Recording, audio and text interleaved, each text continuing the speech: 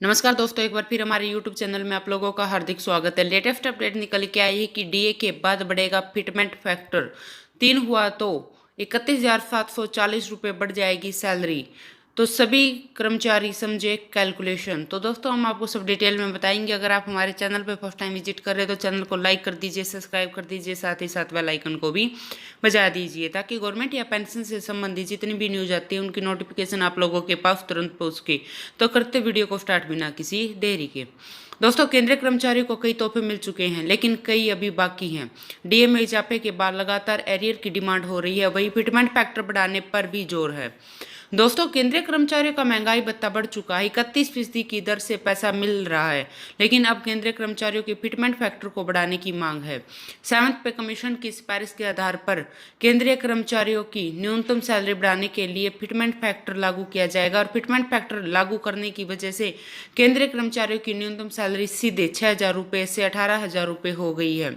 Fitment factor 2.57 निर्धारित किया गया है। हालांकि केंद्रीय कर्मचारियों की डिमांड थी कि इसे 3 रखा जाए। अगर यह 3 होता है तो मिनिमम सैलरी 26,000 रुपये तक पहुंच जाएगी।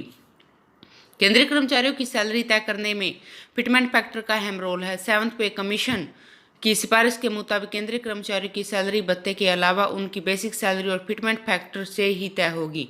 यह तो फैक्टर है जिसमें केंद्रीय कर्मचारी की सैलरी 2.5 गुना से ज़्यादा बढ़ जाएगी।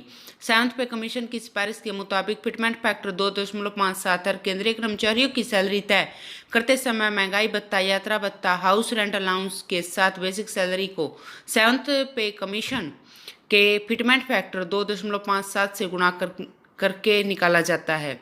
उदाहरण के तौर पर अगर किसी केंद्रीय कर्मचारी की बेसिक सैलरी 18,000 रुपये है तो भत्ते को छोड़कर उसकी सैलरी 18,000 को अगर हम मल्टीप्लाई करते हैं 2.57 से तो आपका आएगा 46,260 रुपये। अगर उसी को 3 मान लिया जाता है और 3 से गुना करते हैं तो क्या आएगा 78,000 रुपये। कर्मचारियों को उसकी बम्पर फायदा होगा। सरकार साल से पहले 6 महीने की महंगाई का औसत निकालती है तो उसकी जनवरी से जून को अकाउंट किया जाता है। इसके बाद दूसरी 6 माह में महंगाई का औसत निकाला जाता है और उस आधार पर डीए में बढ़ोतरी तय की जाती है। डीए हमेशा औसत महंगाई से ज़्यादा होता है। अगस्त AICPI इंडेक्स 123 पर पहुंच गया था, इसलिए जुलाई 2021 तक इसकी अवधि के लिए महंगाई भत्ते को 3% बढ़ाया गया है।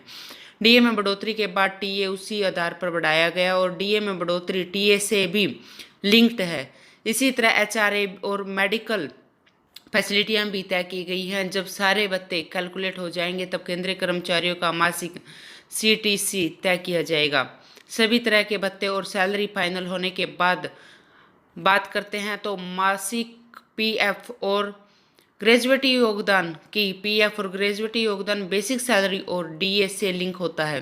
केंद्रीय कर्मचारी का PF और ग्रेजुएटी उनके फार्मूले से तय होता है। जब सारे भत्ते और कटौती CTC से हो जाती है तब केंद्रीय कर्मचारियों के टेक होम सैलरी तय की जाती है।